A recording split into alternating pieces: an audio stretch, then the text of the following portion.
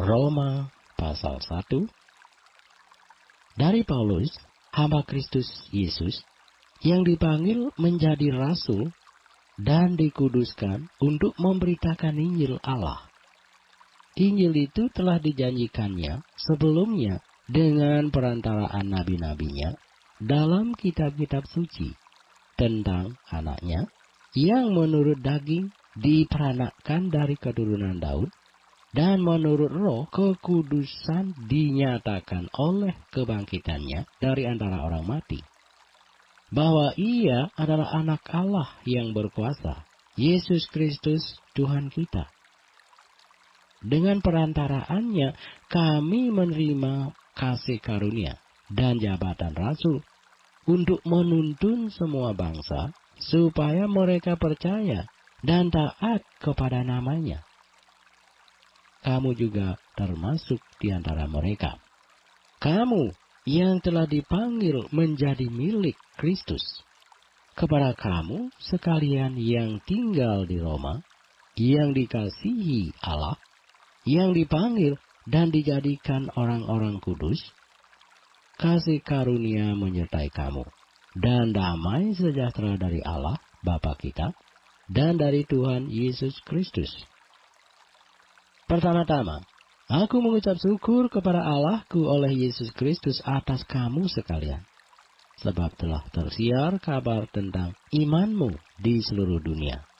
Karena Allah yang kulayani dengan segenap hatiku dalam pemberitaan Injil anaknya adalah saksiku, bahwa dalam doaku aku selalu mengingat kamu. Aku berdoa, semoga dengan kehendak Allah, aku akhirnya beroleh kesempatan untuk mengunjungi kamu. Sebab aku ingin melihat kamu untuk memberitakan karunia rohani kepadamu, guna menguatkan kamu. Yaitu supaya aku ada di antara kamu dan turut terhibur oleh iman kita bersama, baik oleh imanmu maupun oleh imanku. Saudara-saudara, aku mau supaya kamu mengetahui bahwa aku telah sering berniat untuk datang kepadamu, tetapi hingga kini selalu aku terhalang, agar di tengah-tengahmu aku menemukan buah, seperti juga di tengah-tengah bangsa bukan Yahudi yang lain. Aku berhutang baik kepada orang Yunani maupun kepada orang bukan Yunani, baik kepada orang terpelajar maupun kepada orang yang tidak terpelajar.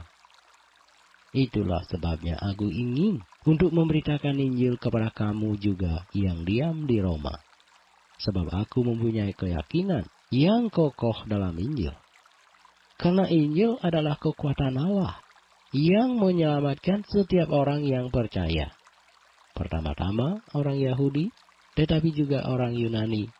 Sebab di dalamnya nyata kebenaran Allah yang bertolak dari iman dan memimpin kepada iman, seperti ada tertulis, orang benar akan hidup oleh iman. Sebab murka Allah nyata dari sorga atas segala kefasikan dan kelaliman manusia yang menindas kebenaran dengan kelaliman. Karena apa yang dapat mereka ketahui tentang Allah nyata bagi mereka, sebab Allah telah menyatakannya kepada mereka. Sebab apa yang tidak nampak daripadanya, yaitu kekuatannya yang kekal dan keilahiannya, dapat nampak kepada pikiran dari karyanya sejak dunia diciptakan, sehingga mereka tidak dapat berdalih. Sebab sekalipun mereka mengenal Allah, mereka tidak memuliakan Dia sebagai Allah atau mengucap syukur kepadanya. Sebaliknya pikiran mereka menjadi sia-sia, dan hati mereka yang bodoh menjadi gelap. Mereka berbuat seolah-olah mereka penuh hikmat, tetapi mereka telah menjadi bodoh. Mereka menggantikan kemuliaan Allah yang tidak fana dengan gambaran yang mirip dengan manusia yang fana, burung-burung, binatang-binatang yang berkaki empat, atau binatang-binatang yang menjalar. Karena itu Allah menyerahkan mereka kepada keinginan hati mereka akan kecemaran, sehingga mereka saling mencemarkan tubuh mereka. Sebab mereka menggantikan kebenaran Allah dengan dusta, dan memuja dan menyembah makhluk dengan melupakan penciptanya yang harus dipuji selama-lamanya. Amin. Karena itu Allah menyerahkan mereka kepada hawa nafsu yang memalukan. Sebab istri-istri mereka menggantikan persetubuhan yang wajar dengan yang tak wajar. Demikian juga suami-suami meninggalkan persetubuhan yang wajar dengan istri mereka dan menyala-nyala dalam birahi mereka seorang terhadap yang lain, sehingga mereka melakukan kemesuman, laki-laki dengan laki-laki. Dan karena itu mereka menerima dalam diri mereka balasan yang setimpal untuk kesesatan mereka. Dan karena mereka tidak merasa perlu untuk mengakui Allah, maka Allah menyerahkan mereka kepada pikiran-pikiran yang terkutuk, sehingga mereka melakukan apa yang tidak pantas, penuh dengan rupa-rupa kelaliman, kejahatan, keserakahan, dan kebusukan, penuh dengan dengki, pembunuhan, perselisihan, tipu muslihat, dan kefasikan. Mereka adalah pengumpat, pemfitnah, pembenci Allah, kurang ajar, congkak, sombong, pandai dalam kejahatan, tidak taat kepada orang tua, tidak berakal, tidak setia, tidak penyayang, tidak mengenal belas kasihan. Sebab walaupun mereka mengetahui tuntutan-tuntutan hukum Allah, yaitu bahwa setiap orang yang melakukan hal-hal demikian patut dihukum mati, mereka bukan saja melakukannya sendiri, tetapi mereka juga setuju dengan mereka yang melakukannya. Roma pasal 2. Karena itu, hai manusia, siapapun juga engkau, yang menghakimi orang lain, engkau sendiri tidak bebas dari salah. Sebab dalam menghakimi orang lain, engkau menghakimi dirimu sendiri. Karena engkau yang menghakimi orang lain melakukan hal-hal yang sama. Tetapi kita tahu bahwa hukuman Allah berlangsung secara jujur atas mereka yang berbuat demikian. Dan engkau, hai manusia, engkau yang menghakimi mereka yang berbuat demikian, sedangkan engkau sendiri melakukannya juga. Adakah engkau sangka bahwa engkau akan luput dari hukuman Allah? Maukah engkau menganggap sepi kekayaan kemurahannya, kesabarannya, dan kelapangan hatinya? Tidakkah engkau tahu bahwa maksud kemurahan Allah ialah menuntun engkau kepada pertobatan? Tetapi oleh kekerasan hatimu yang tidak mau bertobat, engkau menimbun murka atas dirimu sendiri pada hari waktu mana murka dan hukuman Allah yang adil akan dinyatakan.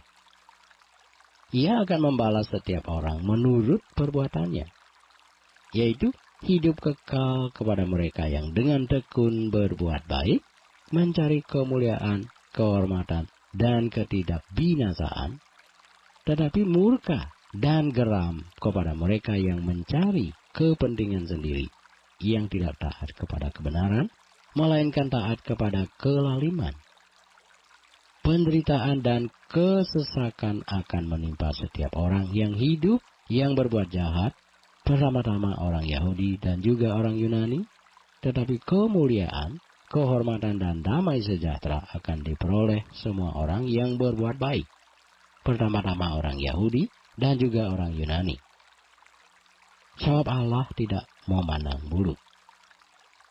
Sebab semua orang yang berdosa tanpa hukum Taurat akan binasa tanpa hukum Taurat, dan semua orang yang berdosa di bawah hukum Taurat akan dihakimi oleh hukum Taurat.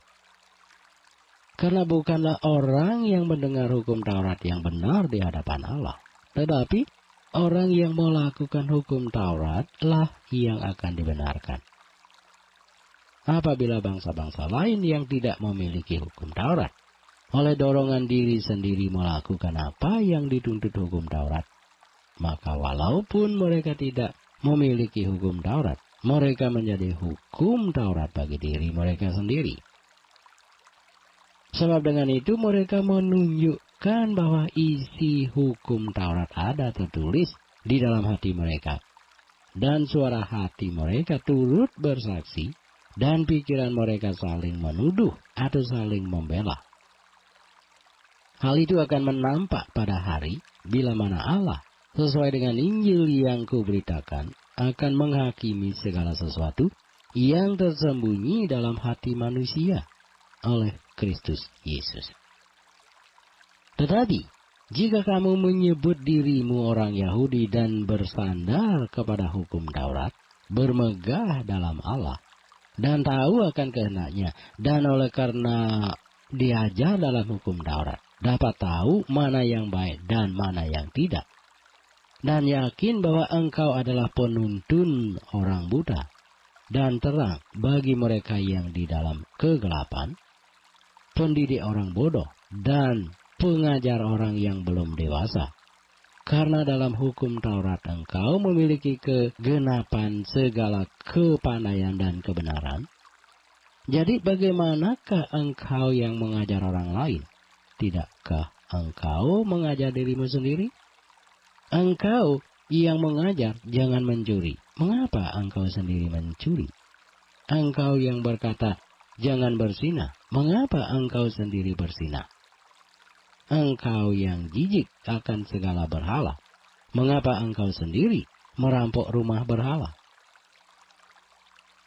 Engkau bermegah atas hukum Taurat. Mengapa engkau sendiri menghina Allah dengan melanggar hukum Taurat itu? Seperti ada tertulis, sebab oleh karena kamulah nama Allah dihujat di antara bangsa-bangsa lain. Sunat memang ada gunanya jika engkau mentaati hukum Taurat. Tetapi, jika engkau melanggar hukum Taurat, maka sunatmu tidak ada lagi gunanya. Jadi, jika orang yang tak bersunat memperhatikan tuntutan-tuntutan hukum Taurat, tidakkah ia dianggap sama dengan orang yang telah disunat? Jika demikian, maka orang yang tak bersunat, tetapi yang melakukan hukum Taurat, akan menghakimi kamu yang mempunyai hukum tertulis dan sunat, tetapi yang melanggar hukum Taurat. Sebab yang disebut Yahudi bukanlah orang yang lahiriah Yahudi, dan yang disebut sunat bukanlah sunat yang dilangsungkan secara lahiriah, tetapi orang Yahudi sejati ialah dia yang tidak nampak keyahudiannya, dan sunat ialah sunat di dalam hati, secara rohani, bukan secara hurufiah. Maka pujian baginya datang bukan dari manusia, melainkan dari Allah. Kitab Roma pasal 3. Jika demikian, apakah kelebihan orang Yahudi dan apakah gunanya sunat? Banyak sekali. Dan di dalam segala hal, pertama-tama, sebab kepada merekalah dipercayakan firman Allah. Jadi bagaimana jika di antara mereka ada yang tidak setia? Dapatkah ketidaksetiaan itu membatalkan kesetiaan Allah? Sekali-kali tidak.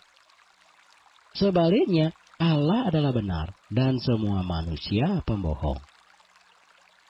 Seperti ada tertulis, supaya engkau ternyata benar dalam segala firman-Mu dan menang jika engkau dihakimi.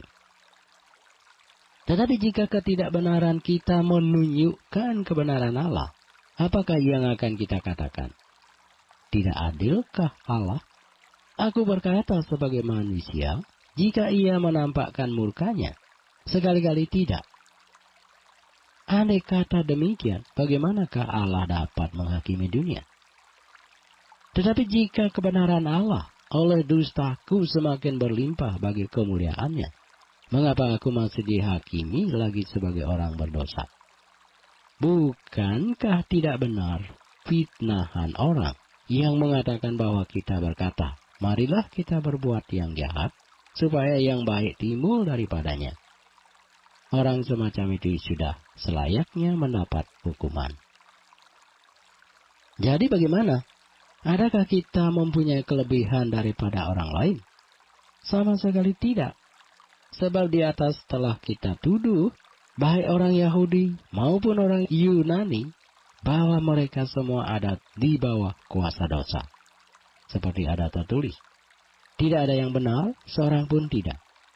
Tidak ada seorang pun yang berakal budi. Tidak ada seorang pun yang mencari Allah. Semua orang telah menyeleweng. Mereka semua tidak berguna. Tidak ada yang berbuat baik, seorang pun tidak. Kerongkongan mereka seperti kubur yang ternganga. Lidah mereka merayu-rayu. Bibir mereka mengandung bisa. Mulut mereka penuh dengan sumpah serapah. Kaki mereka cepat untuk menumpahkan darah. Keruntuhan dan kebinasaan mereka tinggalkan di jalan mereka, dan jalan damai tidak mereka kenal. Rasa takut kepada Allah tidak ada pada orang itu.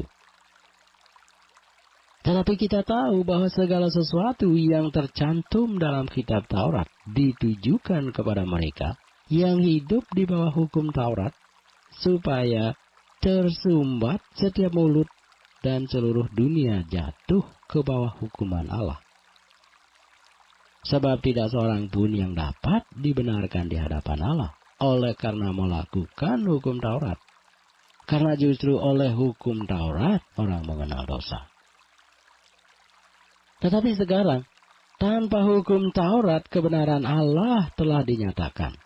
Seperti yang disaksikan dalam kitab Taurat dan kitab-kitab para nabi, yaitu kebenaran Allah karena iman dalam Kristus Yesus bagi semua orang yang percaya.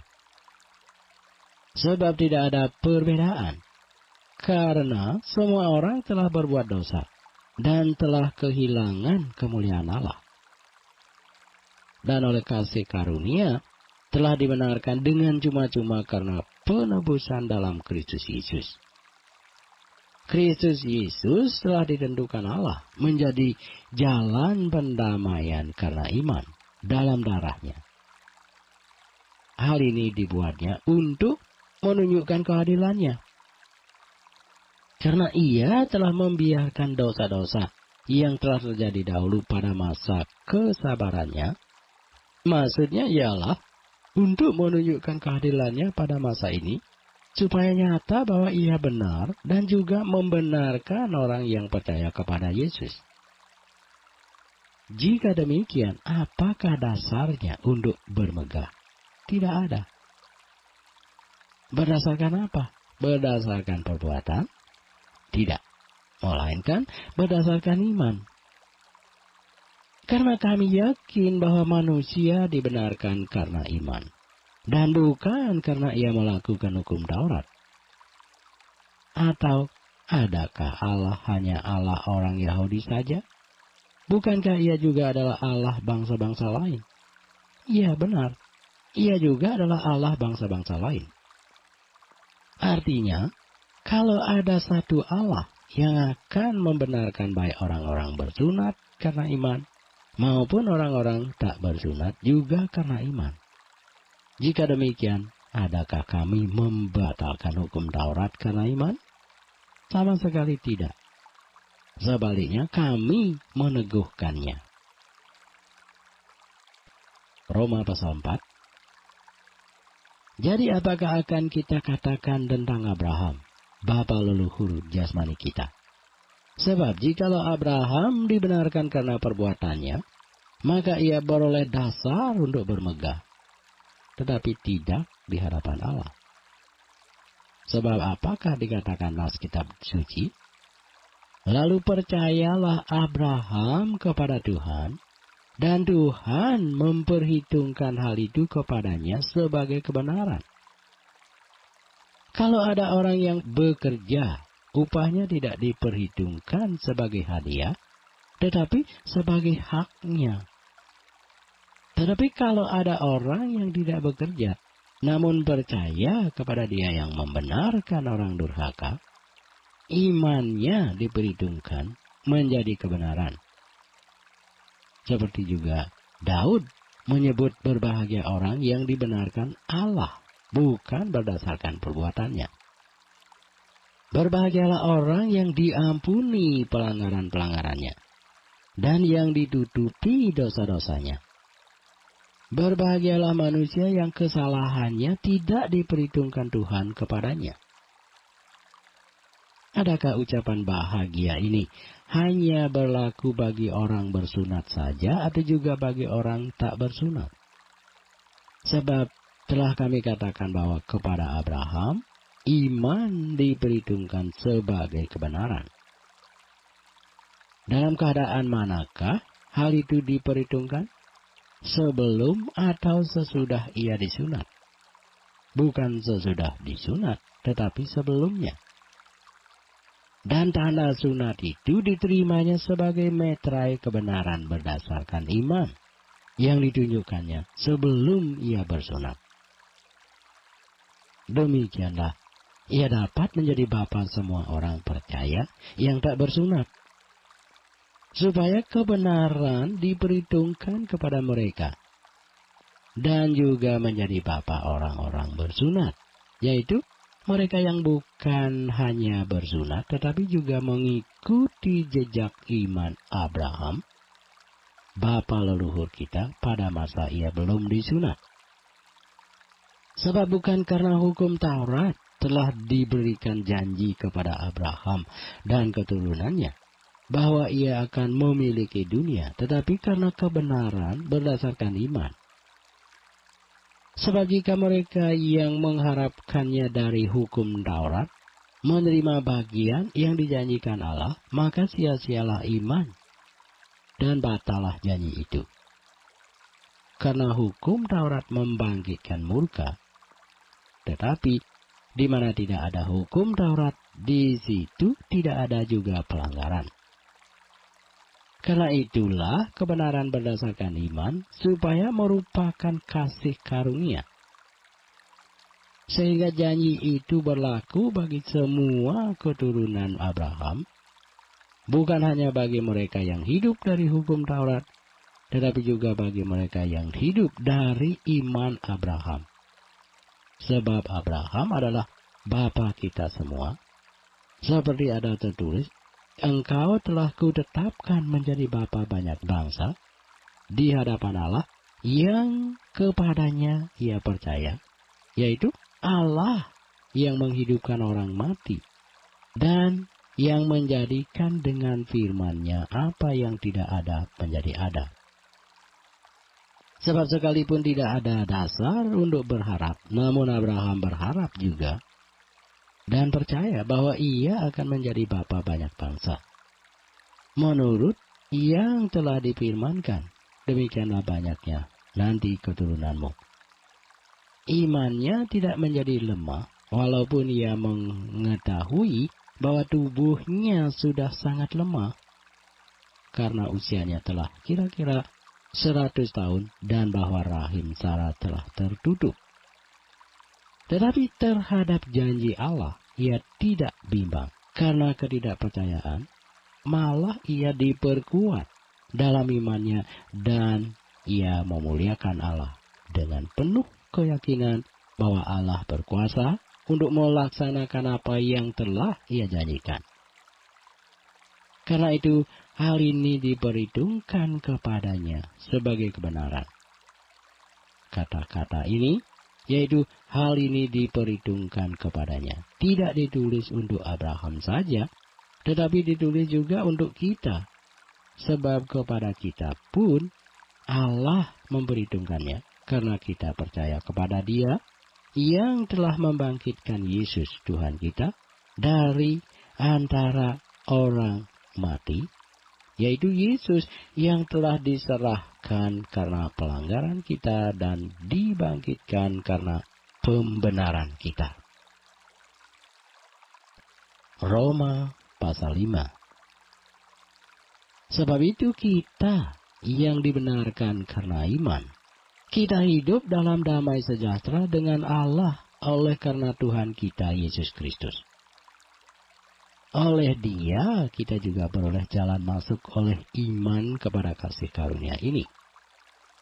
Di dalam kasih karunia ini, kita berdiri dan kita bermegah dalam pengharapan akan menerima kemuliaan Allah. Dan bukan hanya itu saja, kita malah bermegah juga dalam kesengsaraan kita. Karena kita tahu bahwa kesengsaraan itu menimbulkan ketekunan, dan ketekunan menimbulkan tahan uji, dan tahan uji menimbulkan pengharapan.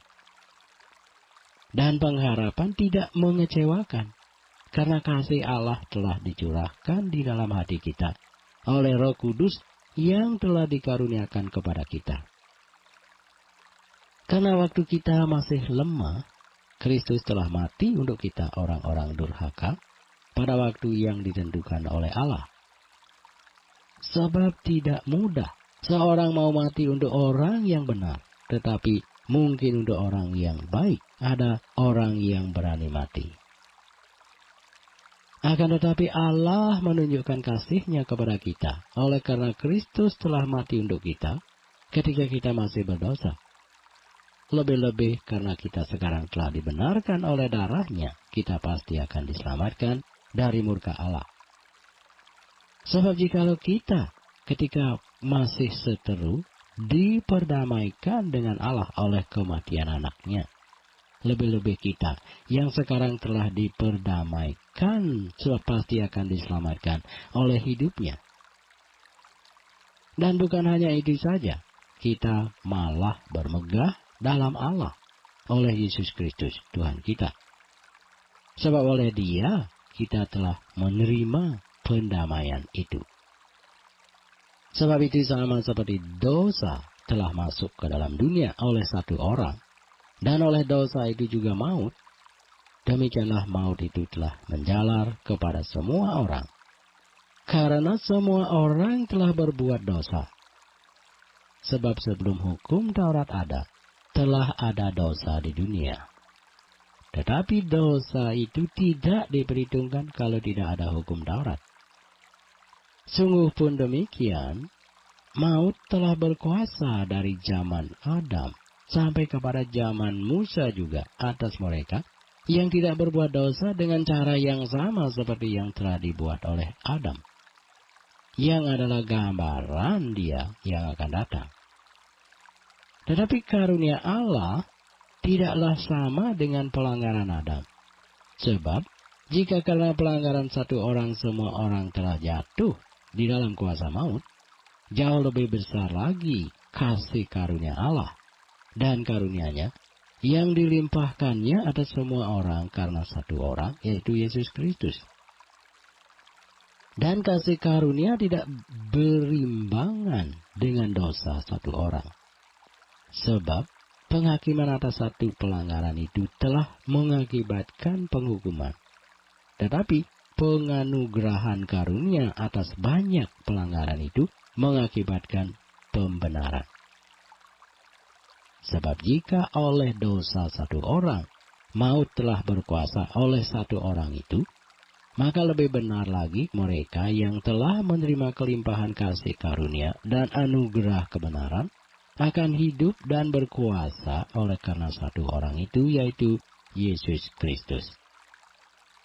Sebab itu sama seperti oleh satu pelanggaran semua orang beroleh penghukuman, demikian pula oleh satu perbuatan kebenaran semua orang beroleh pembenaran untuk hidup.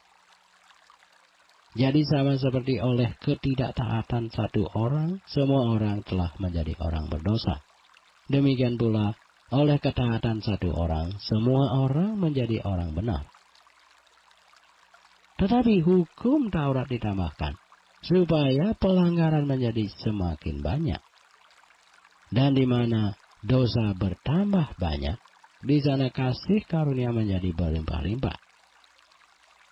Supaya sama seperti dosa berkuasa dalam alam maut, demikian kasih karunia akan berkuasa oleh kebenaran untuk hidup yang kekal oleh Yesus Kristus Tuhan kita. Roma pasal 6. Jika demikian, apakah yang hendak kita katakan? Bolehkah kita bertekun dalam dosa, supaya semakin bertambah kasih karunia itu? Sekali-kali tidak. Bukankah kita telah mati bagi dosa? Bagaimanakah kita masih dapat hidup di dalamnya? Atau, tidak tahukah kamu bahwa kita semua yang telah dibaptis dalam Kristus, telah dibaptis dalam kematiannya? Dengan demikian kita telah dikuburkan bersama-sama dengan Dia oleh baptisan dalam kematian, supaya sama seperti Kristus telah dibangkitkan dari antara orang mati oleh kemuliaan Bapa, demikian juga kita akan hidup dalam hidup yang baru. Sebab jika kita telah menjadi satu dengan apa yang sama dengan kematiannya, kita juga akan menjadi satu dengan apa yang sama dengan kebangkitannya. Karena kita tahu bahwa manusia lama kita telah turut disalibkan, supaya tubuh dosa kita hilang kuasanya, agar jangan kita menghambakan diri lagi kepada dosa. Sebab siapa yang telah mati, ia telah bebas dari dosa. Jadi, jika kita telah mati dengan Kristus, kita percaya bahwa kita akan hidup juga dengan Dia. Karena kita tahu bahwa Kristus sesudah Ia bangkit dari antara orang mati, tidak mati lagi. Maut tidak berkuasa lagi atas Dia. Sebab kematiannya adalah kematian terhadap dosa. Satu kali dan untuk selama-lamanya.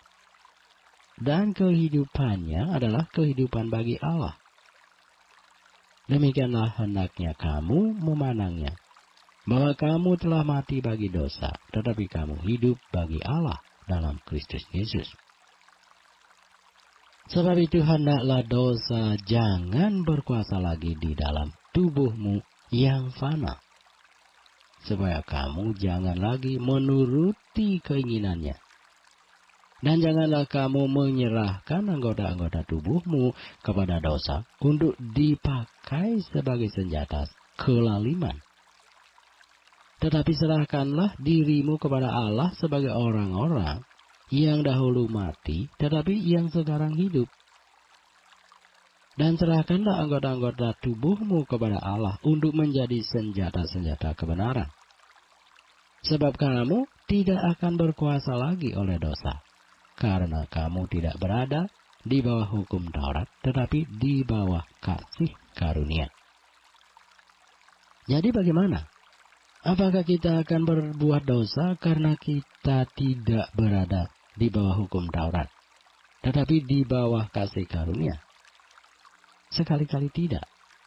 Apakah kamu tidak tahu bahwa apabila kamu menyerahkan dirimu kepada seseorang sebagai hamba untuk mentaatinya, kamu adalah hamba orang itu yang harus kamu taati, baik dalam dosa yang memimpin kamu kepada kematian, maupun dalam ketaatan yang memimpin kamu kepada kebenaran.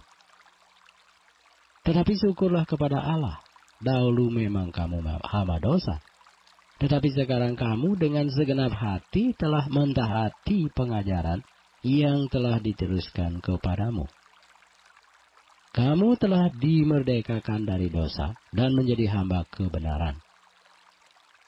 Aku mengatakan hal ini secara manusia karena kelemahan kamu. Sebab sama seperti kamu telah menyerahkan anggota-anggota tubuhmu menjadi hamba kecemaran dan kedurhakaan yang membawa kamu kepada kedurhakaan, demikian hal kamu sekarang harus menyerahkan anggota-anggota tubuhmu menjadi hamba kebenaran yang membawa kamu kepada pengudusan. Sebab waktu kamu hamba dosa, kamu bebas dari kebenaran, dan buah apakah yang kamu petik daripadanya?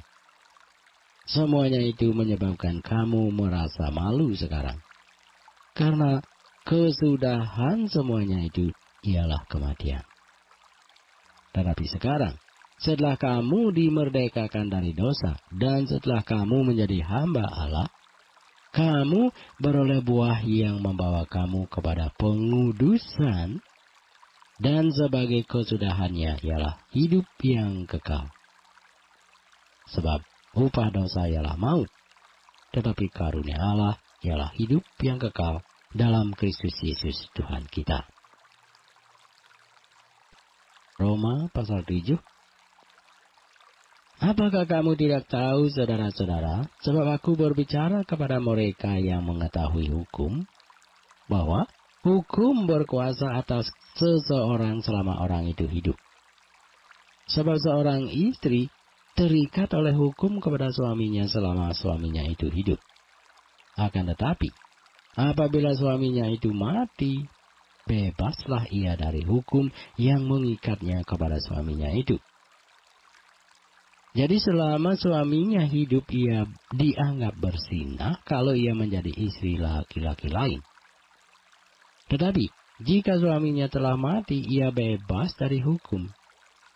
Sehingga ia bukanlah berzinah kalau ia menjadi istri laki-laki lain.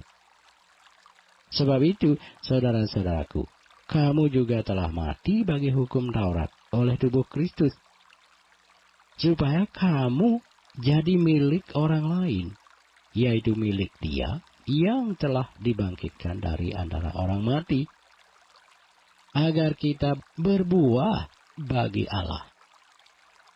Sebab waktu kita masih hidup di dalam daging, hawa nafsu dosa yang dirangsang oleh hukum Taurat bekerja dalam anggota-anggota tubuh kita, agar kita berbuah bagi maut.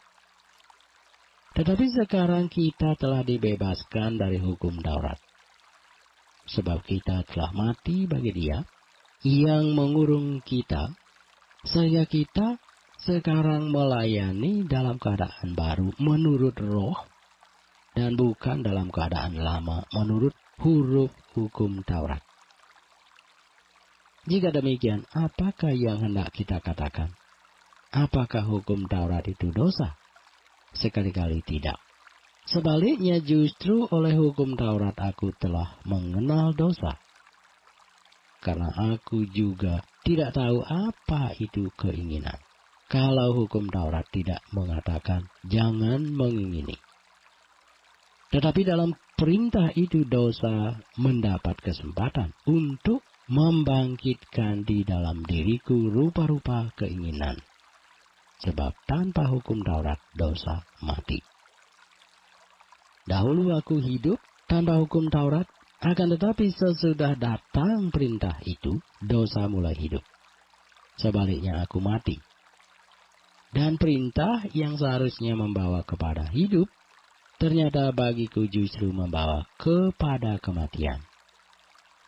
Sebab dalam perintah itu, dosa mendapat kesempatan untuk menipu aku.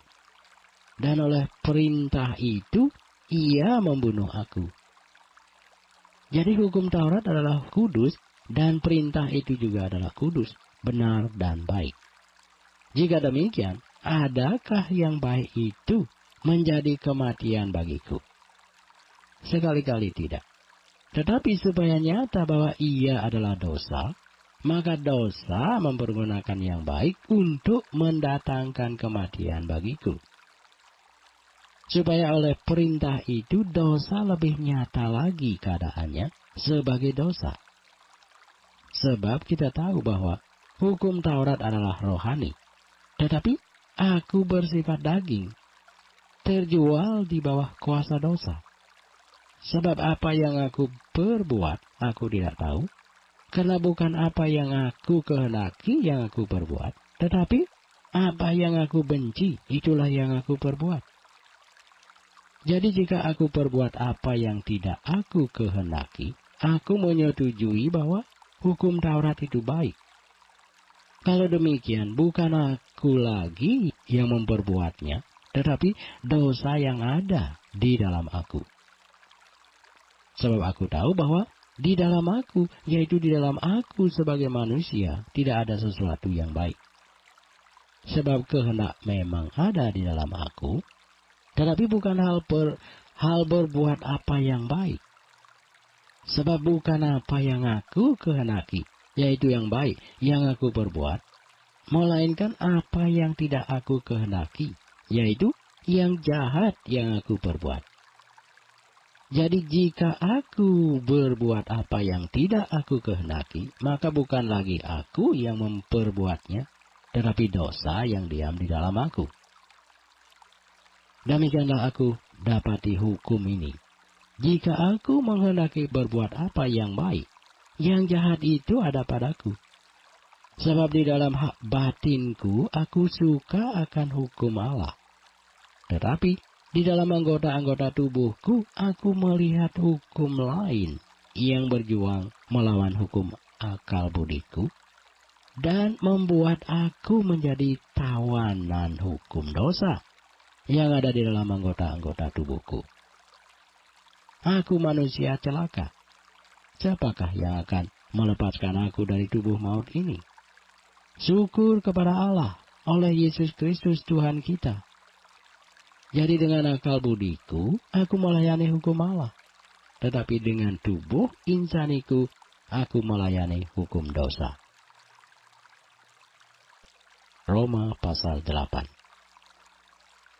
Demikianlah sekarang tidak ada penghukuman bagi mereka yang ada di dalam Kristus Yesus.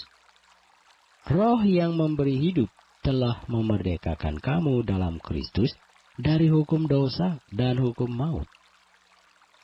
Sebab apa yang tidak mungkin dilakukan hukum Taurat karena tak berdaya oleh daging, telah dilakukan oleh Allah. Dengan jalan mengutus anaknya sendiri dalam daging, yang serupa dengan daging yang dikuasai dosa karena dosa, ia telah menjatuhkan hukuman atas dosa di dalam daging, supaya tuntutan hukum Taurat digenapi di dalam kita, yang tidak hidup menurut daging, tetapi menurut roh. Sebab mereka yang hidup menurut daging, memikirkan hal-hal yang dari daging. Mereka yang hidup menurut roh, memikirkan hal-hal yang dari roh. Karena keinginan daging adalah maut, tetapi keinginan roh adalah hidup dan damai sejahtera. Sebab keinginan daging adalah perseteruan terhadap Allah, karena ia tidak takluk kepada hukum Allah. Hal ini memang tidak mungkin baginya. Mereka yang hidup dalam daging tidak mungkin berkenan kepada Allah. Tetapi kamu tidak hidup dalam daging, melainkan dalam roh, jika memang roh Allah diam di dalam kamu. Tetapi jika orang tidak memiliki roh Kristus, ia bukan milik Kristus. Tetapi jika Kristus ada di dalam kamu, maka tubuh memang mati karena dosa, tetapi roh adalah kehidupan oleh karena kebenaran. Dan jika roh Dia yang telah membangkitkan Yesus dari antara orang mati diam di dalam kamu, maka Ia yang telah membangkitkan Kristus Yesus dari antara orang mati akan menghidupkan juga tubuhmu yang fana itu oleh rohnya yang diam di dalam kamu. Jadi saudara-saudara, kita adalah orang berhutang, tetapi bukan kepada daging, supaya hidup menurut daging. Sebab jika kamu hidup menurut daging, kamu akan mati. Tetapi jika oleh roh kamu mematikan perbuatan-perbuatan tubuhmu, kamu akan hidup. Semua orang yang dipimpin roh Allah adalah anak Allah. Sebab kamu tidak menerima roh perbudakan yang membuat kamu menjadi takut lagi. Tetapi kamu telah menerima roh yang menjadikan kamu anak Allah. Oleh roh itu kita berseru, ya Aba, ya Bapa. Roh itu bersaksi bersama-sama dengan roh kita bahwa kita adalah anak-anak Allah. Dan jika kita adalah anak, maka kita juga adalah ahli waris. Maksudnya, orang-orang yang berhak menerima janji-janji Allah yang akan menerimanya bersama-sama dengan Kristus, yaitu jika kita menderita bersama-sama dengan Dia, supaya kita juga dipermuliakan bersama-sama dengan Dia. Sebab aku yakin bahwa penderitaan zaman sekarang ini tidak dapat dibandingkan dengan kemuliaan yang akan dinyatakan kepada kita. Sebab dengan sangat rindu seluruh makhluk menantikan saat anak-anak Allah dinyatakan. Karena seluruh makhluk telah ditaklukkan kepada kesia-siaan, bukan oleh kehendaknya sendiri, tetapi oleh kehendak Dia yang telah menaklukkannya. Tetapi dalam pengharapan, karena makhluk itu sendiri juga akan dimerdekakan dari perbudakan kebinasaan dan masuk ke dalam kemerdekaan kemuliaan anak-anak Allah. Sebab kita tahu bahwa sampai sekarang segala makhluk sama-sama mengeluh dan sama-sama merasa sakit bersalin. Dan bukan hanya mereka saja, tetapi kita yang telah menerima karunia sulung roh, kita juga mengeluh dalam hati kita sambil menantikan pengangkatan sebagai anak, yaitu pembebasan tubuh kita. Sebab kita diselamatkan dalam pengharapan. Tetapi pengharapan yang dilihat bukan pengharapan lagi. Sebab bagaimana orang masih mengharapkan apa yang dilihatnya. Tetapi jika kita mengharapkan apa yang tidak kita lihat, kita menantikannya dengan tekun. Demikian juga roh membantu kita dalam kelemahan kita. Sebab kita tidak tahu bagaimana sebenarnya harus berdoa. Tetapi roh sendiri berdoa untuk kita kepada Allah dengan keluhan-keluhan yang tidak terucapkan. Dan Allah yang menyelidiki hati nurani mengetahui maksud roh itu, yaitu bahwa Ia sesuai dengan kehendak Allah berdoa untuk orang-orang kudus.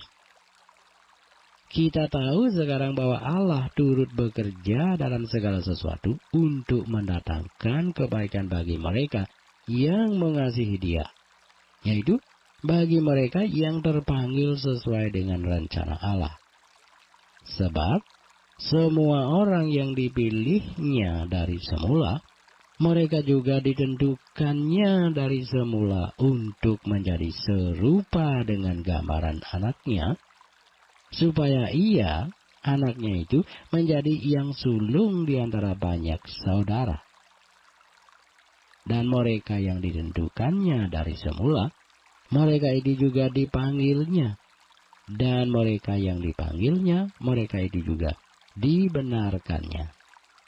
Dan mereka yang dibenarkannya, mereka itu juga dimuliakannya. Sebab itu, apakah yang akan kita katakan tentang semuanya itu? Jika Allah di pihak kita, siapakah yang akan melawan kita? Ia yang tidak menyayangkan anaknya sendiri, tetapi yang menyerahkannya bagi kita semua. Bagaimanakah mungkin Ia tidak mengaruniakan segala sesuatu kepada kita bersama-sama dengan Dia? Siapakah yang akan menggugat orang-orang pilihan Allah? Allah yang membenarkan mereka. Siapakah yang akan menghukum mereka?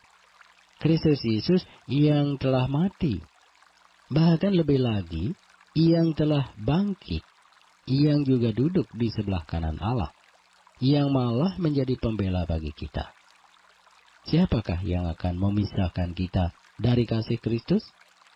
Penindasan, atau kesesakan, atau penganiayaan, atau kelaparan, atau ketelanjangan, atau bahaya, atau pedang. Seperti ada tertulis, oleh karena Engkau kami ada dalam bahaya maut sepanjang hari. Kami telah dianggap sebagai domba-domba sembelihan.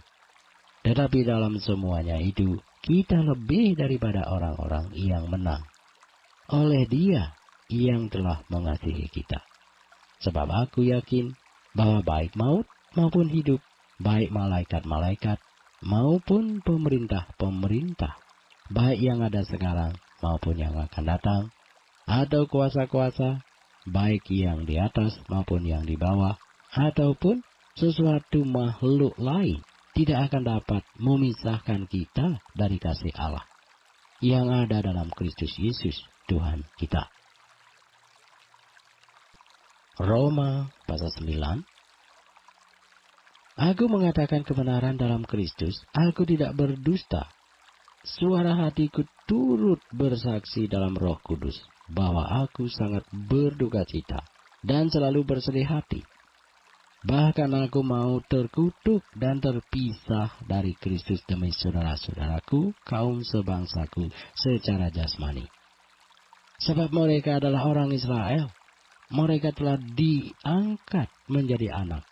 Dan mereka telah menerima kemuliaan dan perjanjian-perjanjian dan hukum Taurat dan ibadah dan janji-janji. Mereka adalah keturunan bapa-bapa leluhur yang menurunkan Mesias dalam keadaannya sebagai manusia yang ada di atas segala sesuatu. Ia adalah Allah yang harus dipuji sampai selama-lamanya. Amin. Akan tetapi, firman Allah tidak mungkin gagal. Sebab tidak semua orang yang berasal dari Israel adalah orang Israel. Dan juga tidak semua yang terhitung keturunan Abraham adalah anak Abraham. Tetapi yang berasal dari Ishak yang akan disebut keturunanmu. Artinya, bukan anak-anak menurut daging adalah anak-anak Allah. Tetapi anak-anak perjanjian yang disebut keturunan yang benar. Sebab firman ini mengandung janji. Pada waktu seperti inilah aku akan datang dan Sarah akan mempunyai seorang anak laki-laki. Tetapi bukan hanya itu saja. Lebih terang lagi ialah Ribka yang mengandung dari satu orang, yaitu dari Ishak bapa leluhur kita. Sebab waktu anak-anak itu belum dilahirkan dan belum melakukan yang baik atau yang jahat, supaya rencana Allah tentang pemilihannya diteguhkan, bukan berdasarkan perbuatan, tetapi berdasarkan panggilannya. Dikatakan kepada Ribka, anak yang tua akan menjadi hamba anak yang muda. Seperti ada tertulis, aku mengasihi Yakub, tetapi membenci Esau. Jika demikian, apakah yang hendak kita katakan? Apakah Allah tidak adil? Mustahil. Sebab ia berfirman kepada Musa, aku akan menaruh belas kasihan kepada siapa aku mau menaruh belas kasihan, dan aku akan bermurah hati kepada siapa aku mau bermurah hati. Jadi hal itu tidak tergantung pada kehendak orang atau usaha orang, tetapi kepada kemurahan hati Allah. Sebab Kitab suci berkata kepada Firaun, itulah sebabnya aku membangkitkan engkau, yaitu supaya aku memperlihatkan kuasaku di dalam engkau, dan supaya namaku dimasyhurkan di seluruh bumi. Jadi ia menaruh belas kasihan kepada siapa yang dikehendakinya, dan ia menegarkan hati siapa yang dikehendakinya. Sekarang kamu akan berkata kepadaku, jika demikian, apalagi yang masih disalahkannya? Sebab siapa yang menentang kehendaknya? Siapakah kamu, hai manusia? Maka kamu membantah Allah. Dapatkah yang dibentuk berkata kepada yang membentuknya, mengapakah engkau membentuk aku demikian? Apakah tukang periuk tidak mempunyai hak atas tanah liatnya, untuk membuat dari gumpal yang sama suatu benda yang dipakai guna tujuan yang mulia, dan suatu benda lain untuk dipakai guna tujuan yang biasa? Jadi kalau untuk menunjukkan murkanya dan menyatakan kuasanya, Allah menaruh kesabaran yang besar terhadap benda-benda kemurkaannya yang telah disiapkan untuk kebinasaan, justru untuk menyatakan kekayaan kemuliaannya atas benda-benda belas kasihannya yang telah dipersiapkannya untuk kemuliaan, yaitu kita yang telah dipanggilnya, bukan hanya dari antara orang Yahudi, tetapi juga dari antara bangsa-bangsa lain, seperti yang difirmankannya juga dalam kitab Nabi Hosea, yang bukan umatku akan ku sebut umatku, dan yang bukan kekasih, kekasih. Dan di tempat di mana akan dikatakan kepada mereka, kamu ini bukanlah umatku. Di sana akan dikatakan kepada mereka, anak-anak Allah yang hidup. Dan Yesaya berseru tentang Israel. Sekalipun jumlah anak Israel seperti pasir di laut, namun hanya sisanya akan diselamatkan. Sebab apa yang telah difirmankannya akan dilakukan Tuhan di atas bumi, sempurna dan segera. Dan seperti yang dikatakan Yesaya sebelumnya, seandainya Tuhan semesta alam tidak meninggalkan pada kita keturunan, kita sudah menjadi seperti Sodom dan sama seperti Gomora. Jika demikian, apakah yang hendak kita katakan? Ini bahwa bangsa-bangsa lain yang tidak mengejar kebenaran telah beroleh kebenaran, yaitu kebenaran karena iman. Tetapi bahwa Israel sungguh pun mengejar hukum yang akan mendatangkan kebenaran, tidaklah sampai kepada hukum itu. Mengapa tidak? Karena Israel mengejarnya bukan karena iman, tetapi karena perbuatan. Mereka tersandung pada batu sandungan. Seperti ada tertulis, sesungguhnya aku meletakkan di Sion sebuah batu sentuhan dan sebuah batu sandungan. Dan siapa yang percaya kepadanya tidak akan dipermalukan. Roma pasal 10. Saudara-saudara, keinginan hatiku dan doaku kepada Tuhan ialah supaya mereka diselamatkan. Sebab aku dapat memberi kesaksian tentang mereka, bahwa mereka sungguh-sungguh giat untuk Allah, tetapi tanpa pengertian yang benar. Sebab oleh karena mereka tidak mengenal kebenaran Allah, dan oleh karena mereka berusaha untuk mendirikan kebenaran mereka sendiri, maka mereka tidak takluk kepada kebenaran Allah. Sebab Kristus adalah kebenaran hukum Taurat, sehingga kebenaran diperoleh tiap-tiap orang yang percaya.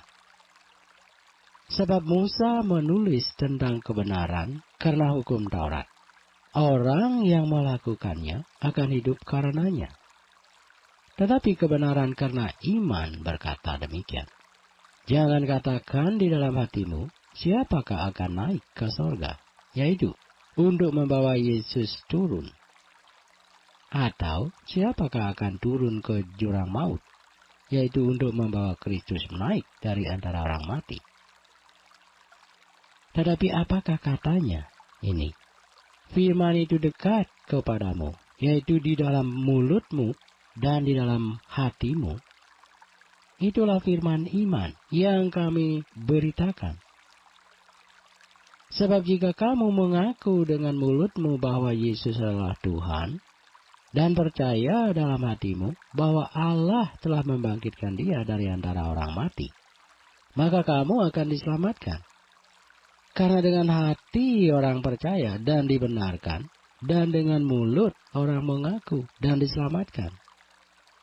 Karena kitab suci berkata, barang siapa yang percaya kepada dia, tidak akan dipermalukan.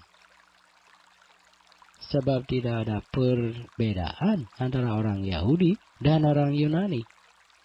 Karena Allah yang satu itu adalah Tuhan dari semua orang, kaya bagi semua orang yang berseru kepadanya. Sebab barang siapa yang berseru kepada nama Tuhan akan diselamatkan. Tetapi bagaimana mereka dapat berseru kepadanya jika mereka tidak percaya kepada dia? Bagaimana mereka dapat percaya kepada dia jika mereka tidak mendengar tentang dia? Bagaimana mereka mendengar tentang dia jika tidak ada yang memberitakannya? Dan bagaimana mereka dapat memberitakannya jika mereka tidak diutus? Seperti ada tertulis, betapa indahnya kedatangan mereka yang membawa kabar baik. Tetapi tidak semua orang telah menerima kabar baik itu. Yesaya sendiri berkata, Tuhan, siapakah yang percaya kepada pemberitaan kami? Jadi iman timbul dari pendengaran dan pendengaran oleh firman Kristus. Tetapi aku bertanya, adakah mereka tidak mendengarnya? Memang mereka telah mendengarnya. Suara mereka sampai ke seluruh dunia dan perkataan mereka sampai ke ujung bumi. Tetapi aku bertanya, adakah Israel menanggapnya? Pertama-tama Musa berkata, Aku menjadikan kamu cemburu terhadap orang-orang yang bukan umat, dan membangkitkan amarahmu terhadap bangsa yang bebal. Dan dengan berani Yesaya mengatakan, Aku telah berkenan ditemukan mereka yang tidak mencari aku. Aku telah menampakkan diri kepada mereka yang tidak menanyakan aku. Tetapi tentang Israel, ia berkata, Sepanjang hari aku telah mengulurkan tanganku kepada bangsa yang tidak taat dan yang membantah. Roma pasal 11. Maka aku bertanya, adakah Allah mungkin telah menolak umatnya? Sekali-kali tidak. Karena aku sendiri pun orang Israel, dari keturunan Abraham, dari suku Benyamin. Allah tidak menolak umatnya yang dipilihnya. Ataukah kamu tidak tahu apa yang dikatakan kitab suci tentang Elia waktu ia mengadukan Israel kepada Allah? Tuhan, nabi-nabimu telah mereka bunuh, mezbah-mezbahmu telah mereka runtuhkan. Hanya aku seorang dirilah yang masih hidup, dan mereka ingin mencabut nyawaku. Tetapi bagaimanakah firman Allah kepadanya? Aku masih meninggalkan 7.000 orang bagiku yang tidak pernah sujud menyembah Baal. Demikian juga pada waktu ini. Ada tinggal suatu sisa menurut pilihan kasih karunia. Tetapi jika hal itu terjadi karena kasih karunia, maka bukan lagi karena perbuatan. Sebab jika tidak demikian, maka kasih karunia itu bukan lagi kasih karunia. Jadi bagaimana? Israel tidak memperoleh apa yang dikejarnya, tetapi orang-orang yang terpilih telah memperolehnya. Dan orang-orang yang lain telah tegar hatinya, seperti ada tertulis, Allah membuat mereka tidur nyenyak, memberikan mata untuk tidak melihat, dan telinga untuk tidak mendengar sampai kepada hari sekarang ini. Dan Daud berkata, biarlah jamuan mereka menjadi jerat dan perangkap, penyesatan dan pembalasan bagi mereka. Dan biarlah mata mereka menjadi gelap, sehingga mereka tidak melihat, dan buatlah punggung mereka terus-menerus membungkuk. Maka aku bertanya, adakah mereka tersandung dan harus jatuh? Sekali-kali tidak. Tetapi oleh pelanggaran mereka, keselamatan telah sampai kepada bangsa-bangsa lain, supaya membuat mereka cemburu. Sebab jika pelanggaran mereka berarti kekayaan bagi dunia, dan kekurangan mereka kekayaan bagi bangsa-bangsa lain, terlebih-lebih lagi kesempurnaan mereka. Aku berkata kepada kamu, hai bangsa-bangsa, bukan Yahudi, justru karena aku adalah rasul untuk bangsa-bangsa bukan Yahudi, aku menganggap hal itu kemuliaan pelayananku, yaitu kalau aku dapat membangkitkan cemburu di dalam hati kaum sebangsaku menurut daging, dan dapat menyelamatkan beberapa orang dari mereka. Sebab jika penolakan mereka berarti perdamaian bagi dunia, dapatkah penerimaan mereka mempunyai arti lain daripada hidup dari antara orang mati? Jikalau roti sulung adalah kudus, maka seluruh adonan juga kudus. Dan jikalau akar adalah kudus, maka cabang-cabang juga kudus. Karena itu apabila beberapa cabang telah dipatahkan dan kamu sebagai tunas liar telah dicangkokkan di antaranya dan turut mendapat bagian dalam akar pohon zaitun yang penuh getah, janganlah kamu bermegah terhadap cabang-cabang itu. Jikalau kamu bermegah, ingatlah bahwa bukan kamu yang menopang akar itu, melainkan akar itu yang menopang kamu. Mungkin kamu akan berkata, ada cabang-cabang yang dipatahkan supaya aku dicangkokkan di antaranya sebagai tunas. Baiklah, mereka dipatahkan karena ketidakpercayaan mereka. Dan kamu tegak tercacak karena iman. Janganlah kamu sombong, tetapi takutlah. Sebab kalau Allah tidak menyayangkan cabang-cabang asli, Ia juga tidak akan menyayangkan kamu. Sebab itu, perhatikanlah kemurahan Allah dan juga kekerasannya, yaitu kekerasan atas orang-orang yang telah jatuh. Tetapi atas kamu, kemurahannya, yaitu jika kamu tetap dalam kemurahannya. Jika tidak, kamu pun akan dipotong juga. Tetapi mereka pun akan dicangkokkan kembali jika mereka tidak tetap dalam ketidakpercayaan mereka. Sebab Allah berkuasa untuk mencangkokkan mereka kembali.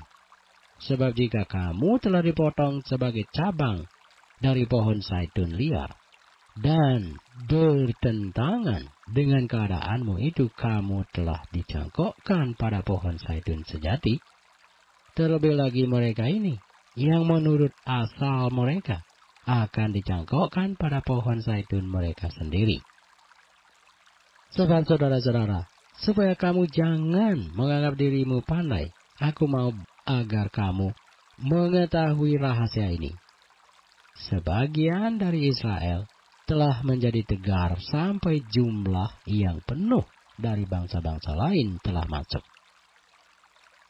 Dengan jalan demikian, seluruh Israel akan diselamatkan seperti ada tertulis, dari Sion akan datang penebus, ia akan menyingkirkan segala kefasikan daripada Yakub. Dan inilah perjanjianku dengan mereka apabila aku menghapuskan dosa mereka. Mengenai Injil mereka adalah seteru Allah oleh karena kamu. Tetapi mengenai pilihan, mereka adalah kekasih Allah oleh karena nenek moyang. Sebab Allah tidak menyesali kasih karunia dan panggilannya. Sebab sama seperti kamu dahulu tidak taat kepada Allah, tetapi sekarang beroleh kemurahan oleh ketidaktaatan mereka. Demikian juga mereka sekarang tidak taat supaya oleh kemurahan yang telah kamu peroleh, mereka juga akan beroleh kemurahan. Sebab Allah telah mengurung semua orang dalam ketidaktaatan, supaya Ia dapat menunjukkan kemurahannya atas mereka semua. Oh, alangkah dalamnya kekayaan, hikmat, dan pengetahuan Allah. Sungguh tak terselidiki keputusan-keputusannya, dan sungguh tak diselami jalan-jalannya. Sebab siapakah yang mengetahui pikiran Tuhan? Atau siapakah yang pernah menjadi penasihatnya? Atau siapakah yang pernah memberikan sesuatu kepadanya, sehingga ia harus menggantikannya? Sebab segala sesuatu adalah dari Dia, dan oleh Dia, dan kepada Dia. Bagi Dialah kemuliaan sampai selama-lamanya. Roma pasal 12. Karena itu saudara-saudara, demi kemurahan Allah, aku menasihatkan kamu, supaya kamu mempersembahkan tubuhmu sebagai persembahan yang hidup, yang kudus, dan yang berkenan kepada Allah.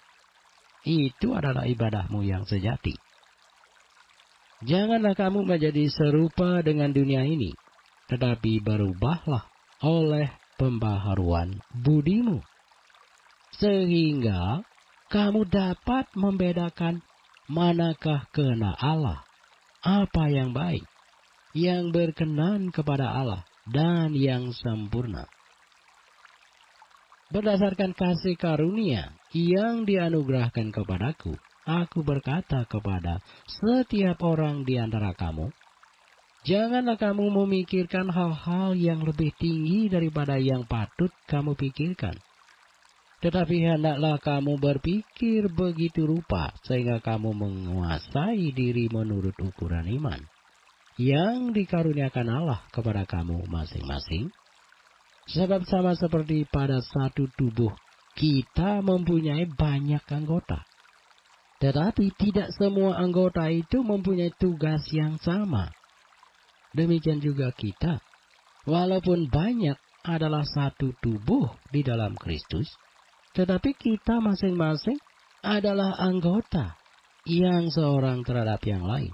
Demikianlah kita mempunyai karunia yang berlain-lainan menurut kasih karunia yang dianugerahkan kepada kita. Jika karunia itu adalah untuk bernubuat, baiklah kita melakukannya sesuai dengan iman kita. Jika karunia untuk melayani, baiklah kita melayani. Jika karunia untuk mengajar, baiklah kita mengajar. Jika karunia untuk menasihati, baiklah kita menasihati. Siapa yang membagi, bagikan sesuatu, hendaklah ia melakukannya dengan hati yang ikhlas. Siapa yang memberi pimpinan, hendaklah ia melakukannya dengan rajin. Siapa yang menunjukkan kemurahan, hendaklah ia melakukannya dengan sukacita. Hendaklah kasih itu jangan pura-pura. Jauhilah yang jahat, dan lakukanlah yang baik. Hendaklah kamu saling mengasihi sebagai saudara, dan saling mendahului dalam memberi hormat. Janganlah hendaknya kerajinanmu kendor. Biarlah rohmu menyala-nyala dan layanilah Tuhan. Bersukacitalah dalam pengharapan. Sabarlah dalam kesesakan. Dan bertekunlah dalam doa. Bantulah dalam kekurangan orang-orang kudus, dan usahakanlah dirimu untuk selalu memberikan tumpangan. Berkatilah siapa yang menganiaya kamu, berkatilah dan jangan mengutuk. Bersukacitalah dengan orang yang bersukacita, dan menangislah dengan orang yang menangis. Hendaklah kamu sehati sepikir dalam hidupmu bersama. Janganlah kamu memikirkan perkara-perkara yang tinggi, tetapi arahkanlah dirimu kepada perkara-perkara yang sederhana. Janganlah menganggap dirimu pandai. Janganlah membalas kejahatan dengan kejahatan. Lakukanlah apa yang baik bagi semua orang. Sedapat-dapatnya, kalau hal itu bergantung padamu, hiduplah dalam perdamaian dengan semua orang. Saudara-saudaraku yang kekasih, janganlah kamu sendiri menuntut pembalasan, tetapi berilah tempat kepada murka Allah. Sebab ada tertulis, pembalasan itu adalah hakku. Akulah yang akan menuntut pembalasan, firman Tuhan. Tetapi jika seterumu lapar, berilah dia makan. Jika ia haus, berilah dia minum. Dengan berbuat demikian, kamu menumpukkan bara api di atas kepalanya. Janganlah kamu kalah terhadap kejahatan, tetapi kalahkanlah kejahatan dengan kebaikan. Buku Roma, pasal 13. Tiap-tiap orang harus takluk kepada pemerintah yang di atasnya. Sebab tidak ada pemerintah yang tidak berasal dari Allah. Dan pemerintah-pemerintah yang ada ditetapkan oleh Allah. Sebab itu barang siapa melawan pemerintah, ia melawan ketetapan Allah. Dan siapa yang melakukannya, akan mendatangkan hukuman atas dirinya. Sebab jika seseorang berbuat baik, ia tidak usah takut kepada pemerintah, hanya jika ia berbuat jahat. Maukah kamu hidup tanpa takut terhadap pemerintah? Perbuatlah apa yang baik, dan kamu akan beroleh pujian daripadanya. Karena pemerintah adalah hamba Allah untuk kebaikanmu.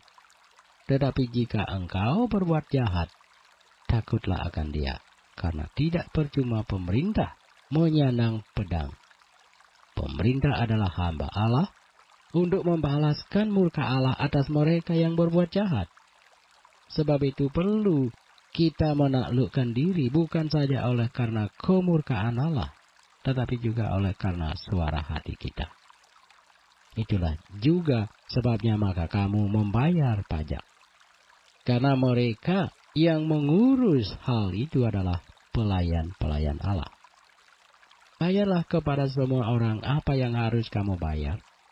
Pajak kepada orang yang berhak menerima pajak, cukai kepada orang yang berhak menerima cukai, rasa takut kepada orang yang berhak menerima rasa takut, dan hormat kepada orang yang berhak menerima hormat. Janganlah kamu berhutang apa-apa kepada siapapun juga, tetapi hendaklah kamu saling mengasihi. Sebab barang siapa mengasihi sesamanya manusia, ia sudah memenuhi hukum Taurat. Karena firman, jangan berzina, jangan membunuh, jangan mencuri, jangan mengingini, dan firman lain manapun juga, sudah tersimpul dalam firman ini, yaitu, kasihilah sesamamu manusia seperti dirimu sendiri. Kasih tidak berbuat jahat terhadap sesama manusia. Karena itu kasih adalah kegenapan hukum Taurat.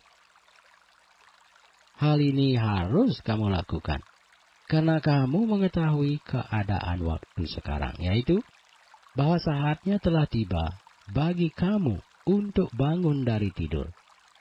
Sebab sekarang keselamatan sudah lebih dekat bagi kita daripada waktu kita menjadi percaya. Hari sudah jauh malam, telah hampir siang. Sebab itu marilah kita menanggalkan perbuatan-perbuatan kegelapan dan mengenakan perlengkapan senjata terang.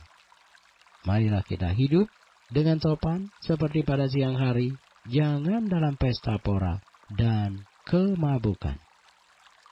Jangan dalam percabulan dan hawa nafsu. Jangan dalam perselisihan dan iri hati. Tetapi kenakanlah Tuhan Yesus Kristus sebagai perlengkapan senjata terang, dan janganlah merawat tubuhmu untuk memuaskan keinginannya. Roma pasal 14. Terimalah orang yang lemah imannya tanpa mempercakapkan pendapatnya. Yang seorang yakin bahwa ia boleh makan segala jenis makanan, tetapi orang yang lemah imannya hanya makan sayur-sayuran saja. Siapa yang makan, janganlah menghina orang yang tidak makan. Dan siapa yang tidak makan, janganlah menghakimi orang yang makan. Sebab Allah telah menerima orang itu. Siapakah kamu sehingga kamu menghakimi hamba orang lain? Entahkah ia berdiri, entahkah ia jatuh, itu adalah urusan tuannya sendiri. Tetapi ia akan tetap berdiri, karena Tuhan berkuasa menjaga dia terus berdiri. Yang seorang menganggap hari yang satu lebih penting daripada hari yang lain, tetapi yang lain menganggap semua hari sama saja. Hendaklah setiap orang benar-benar yakin dalam hatinya sendiri. Siapa yang berpegang pada suatu hari yang tertentu, ia melakukannya untuk Tuhan. Dan siapa makan, ia melakukannya untuk Tuhan, sebab ia mengucap syukur kepada Allah. Dan siapa yang tidak makan, ia melakukannya untuk Tuhan, dan ia juga mengucap syukur kepada Allah. Sebab tidak ada seorang pun di antara kita yang hidup untuk dirinya sendiri. Dan tidak ada seorang pun yang mati untuk dirinya sendiri. Sebab jika kita hidup untuk Tuhan. Dan jika kita mati untuk Tuhan. Jadi baik hidup atau mati, kita adalah milik Tuhan.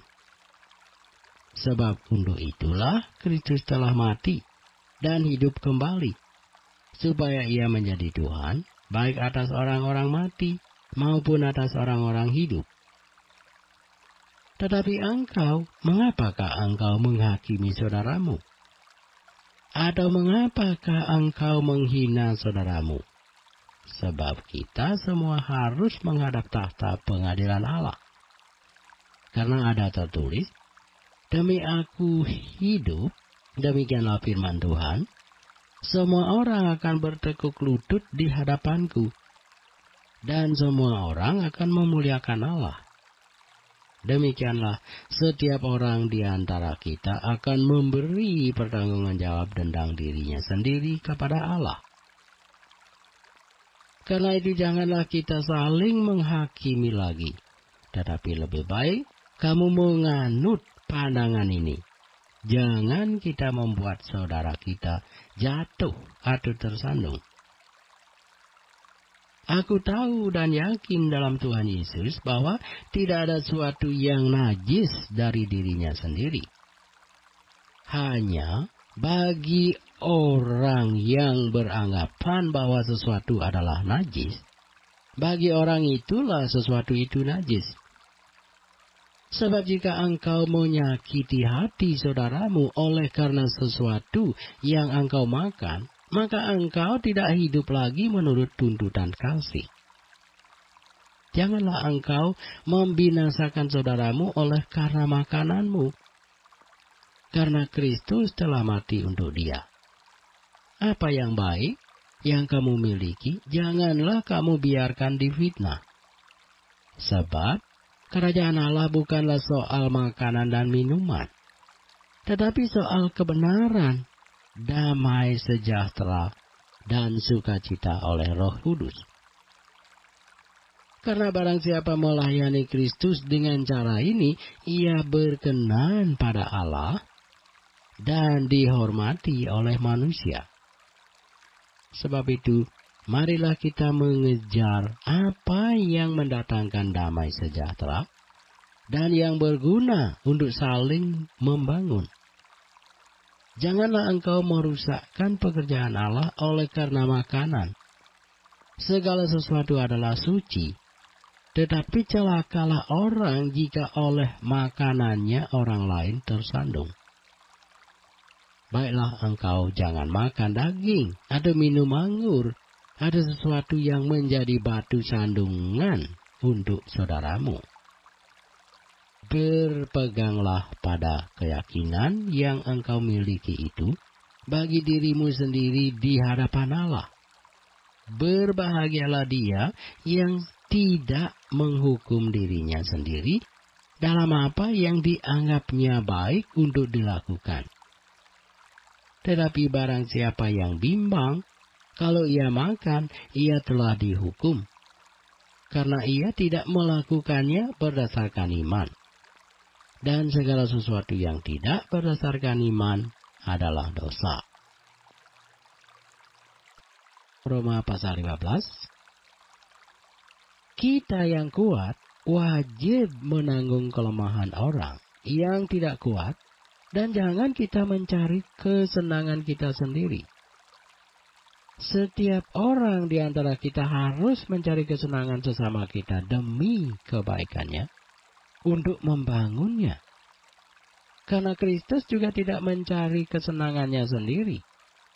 Tetapi seperti ada tertulis, kata-kata cercaan mereka yang mencerca engkau telah mengenai aku.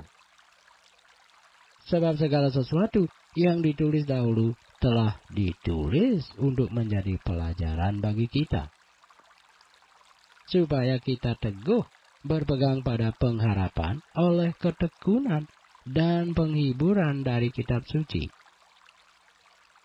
Semoga Allah yang adalah sumber ketekunan dan penghiburan, mengaruniakan kerukunan kepada kamu sesuai dengan kehendak Kristus Yesus, sehingga dengan satu hati dan satu suara kamu memuliakan Allah dan Bapa Tuhan kita Yesus Kristus.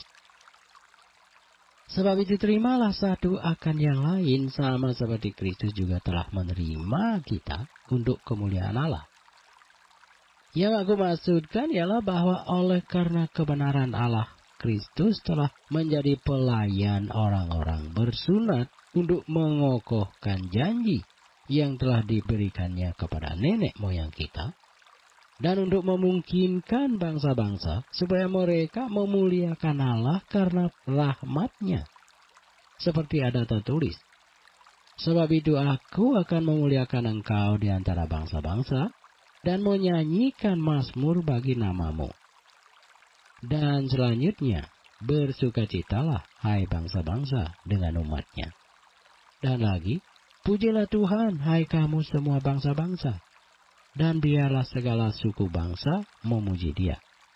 Dan selanjutnya kata Yesaya, Taruk dari pangkal Isai akan terbit, dan Ia akan bangkit untuk memerintah bangsa-bangsa. Dan kepadanya lah bangsa-bangsa akan menaruh harapan. Semoga Allah, sumber pengharapan, memenuhi kamu dengan segala sukacita dan damai sejahtera dalam iman kamu, supaya oleh kekuatan Roh Kudus kamu berlimpah-limpah dalam pengharapan. Saudara-saudaraku, aku sendiri memang yakin tentang kamu bahwa kamu juga telah penuh dengan kebaikan dan dengan segala pengetahuan dan sanggup untuk saling menasehati. Namun karena kasih karunia yang telah dianugerahkan Allah kepadaku, aku di sana-sini dengan agak berani telah menulis kepadamu untuk mengingatkan kamu, yaitu bahwa aku boleh menjadi pelayan Kristus Yesus bagi bangsa-bangsa bukan Yahudi dalam pelayanan pemberitaan Injil Allah, supaya bangsa-bangsa bukan Yahudi dapat diterima oleh Allah sebagai persembahan yang berkenan kepadanya, yang disucikan oleh Roh Kudus. Jadi dalam Kristus aku boleh bermegah tentang pelayananku bagi Allah, sebab aku tidak akan berani berkata-kata tentang sesuatu yang lain, kecuali tentang apa yang telah dikerjakan Kristus olehku, yaitu untuk memimpin bangsa-bangsa lain kepada ketaatan, oleh perkataan dan perbuatan, oleh kuasa tanda-tanda dan mujizat-mujizat, dan oleh kuasa Roh. Demikianlah dalam perjalanan keliling dari Yerusalem sampai ke Ilirikum, aku telah memberitakan sepenuhnya Injil Kristus. Dan dalam pemberitaan itu aku menganggap sebagai kehormatanku bahwa aku tidak melakukannya di tempat-tempat di mana nama Kristus telah dikenal orang, supaya aku jangan membangun di atas dasar yang telah diletakkan orang lain, tetapi sesuai dengan yang ada tertulis, mereka yang belum pernah menerima berita tentang Dia akan melihat Dia, dan mereka yang tidak pernah mendengarnya akan mengertinya. Itulah sebabnya aku selalu terhalang untuk mengunjungi kamu. Tetapi sekarang karena aku tidak lagi mempunyai tempat kerja di daerah ini, dan karena aku telah beberapa tahun lamanya ingin mengunjungi kamu, aku harap dalam perjalananku ke Spanyol, aku dapat singgah di tempatmu dan bertemu dengan kamu, sehingga kamu dapat mengantarkan aku ke sana setelah aku seketika menikmati pertemuan dengan kamu. Tetapi sekarang aku sedang dalam perjalanan ke Yerusalem untuk mengantarkan bantuan kepada orang-orang kudus. Sebab Makedonia dan Akaya telah mengambil keputusan untuk menyumbangkan sesuatu kepada orang-orang miskin di antara orang-orang kudus di Yerusalem, Keputusan itu memang telah mereka ambil, tetapi itu adalah kewajiban mereka. Sebab jika bangsa-bangsa lain telah beroleh bagian dalam harta rohani orang Yahudi, maka wajiblah juga bangsa-bangsa lain itu melayani orang Yahudi dengan harta duniawi mereka. Apabila aku sudah menunaikan tugas itu dan sudah menyerahkan hasil usaha bangsa-bangsa lain itu kepada mereka, aku akan berangkat ke Spanyol melalui kota kamu. Dan aku tahu bahwa jika aku datang mengunjungi kamu, aku akan melakukannya dengan penuh berkat Kristus. Tetapi demi Kristus, Tuhan kita, dan demi kasih Roh, aku menasihatkan kamu saudara-saudara, untuk bergumul bersama-sama dengan aku dalam doa kepada Allah untuk aku, supaya aku terpelihara dari orang-orang yang tidak taat di Yudea, dan supaya pelayananku untuk Yerusalem disambut dengan baik oleh orang-orang kudus di sana, agar aku yang dengan sukacita datang kepadamu oleh kehendak Allah, beroleh kesegaran bersama-sama dengan kamu. Allah, sumber damai sejahtera, menyertai kamu sekalian. Amin. Roma pasal 16. Aku meminta perhatianmu terhadap Febe, saudari kita yang melayani jemaat di Kenkrea, supaya kamu menyambut dia dalam Tuhan, sebagaimana seharusnya bagi orang-orang kudus, dan berikanlah kepadanya bantuan bila diperlukannya. Sebab ia sendiri telah memberikan bantuan kepada banyak orang, juga kepadaku sendiri. Sampaikanlah salam kepada Priska dan Aquila, teman-teman sekerjaku dalam Kristus Yesus. Mereka telah mempertaruhkan nyawanya untuk hidupku. Kepada mereka bukan aku saja yang berterima kasih, tetapi juga semua jemaat bukan Yahudi. Salam juga kepada jemaat di rumah mereka. Salam kepada Epenetus, saudara yang kukasihi, yang adalah buah pertama dari daerah Asia untuk Kristus. Salam kepada Maria, yang telah bekerja keras untuk kamu. Salam kepada Andronikus dan Yunias, saudara-saudaraku sebangsa, yang pernah dipenjarakan bersama-sama dengan aku, yaitu orang-orang yang terpandang di antara para rasul dan yang telah menjadi Kristen sebelum aku. Salam kepada Ampliatus yang kukasihi dalam Tuhan. Salam kepada Urbanus, teman sekerja kami dalam Kristus. Dan salam kepada Stakis yang kukasihi. Salam kepada Apeles yang telah tahan uji dalam Kristus. Salam kepada mereka yang termasuk isi rumah Aristobulus. Salam kepada Herodion, temanku sebangsa.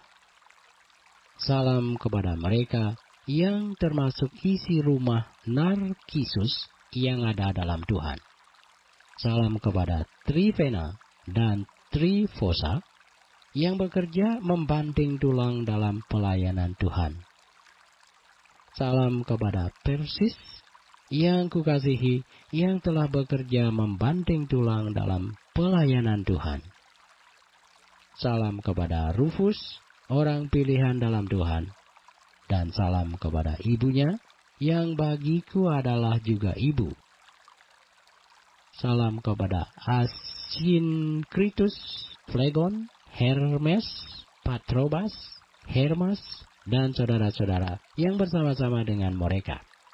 Salam kepada Philologus dan Yulia, Nereus, dan saudaranya perempuan, dan Olimpas, dan juga kepada segala orang kudus yang bersama-sama dengan mereka. Bersalam-salamlah kamu dengan cium kudus. Salam kepada kamu dari semua jemaat Kristus. Tetapi aku menasihatkan kamu, saudara-saudara, supaya kamu waspada terhadap mereka yang bertentangan dengan pengajaran yang telah kamu terima, menimbulkan perpecahan dan godaan. Sebab itu hindarilah mereka, sebab orang-orang demikian tidak melayani Kristus Tuhan kita, tetapi melayani perut mereka sendiri. Dan dengan kata-kata mereka yang muluk-muluk dan bahasa mereka yang manis, mereka menipu orang-orang yang tulus hatinya. Kabar tentang ketaatanmu telah terdengar oleh semua orang. Sebab itu aku bersukacita tentang kamu. Tetapi aku ingin supaya kamu bijaksana terhadap apa yang baik dan bersih terhadap apa yang jahat. Semoga Allah, sumber damai sejahtera, segera akan menghancurkan iblis di bawah kakimu. Kasih karunia Yesus Tuhan kita menyertai kamu. Salam kepada kamu dari Timotius, temanku sekerja, dan dari Lukius, Yason, dan Sosipater, teman-temanku sebangsa. Salam dalam Tuhan kepada kamu dari Tertius, yaitu aku yang menulis surat ini. Salam kepada kamu dari Gaius, yang memberi tumpangan kepadaku dan kepada seluruh jemaat. Salam kepada kamu dari Erastus, bendahara negeri, dan dari Quartus, saudara kita. Kasih karunia Yesus Kristus Tuhan kita menyertai kamu sekalian. Amin. Bagi Dia yang berkuasa menguatkan kamu, menurut Injil yang kumasyurkan dan pemberitaan tentang Yesus Kristus, sesuai dengan pernyataan rahasia yang didiamkan berabad-abad lamanya, tetapi yang sekarang telah dinyatakan dan yang menurut perintah Allah yang abadi telah diberitakan oleh kitab-kitab para nabi kepada segala bangsa untuk membimbing mereka kepada ketaatan iman bagi Dia satu-satunya Allah yang penuh hikmat, oleh Yesus Kristus, segala kemuliaan sampai selama-lamanya. Amin.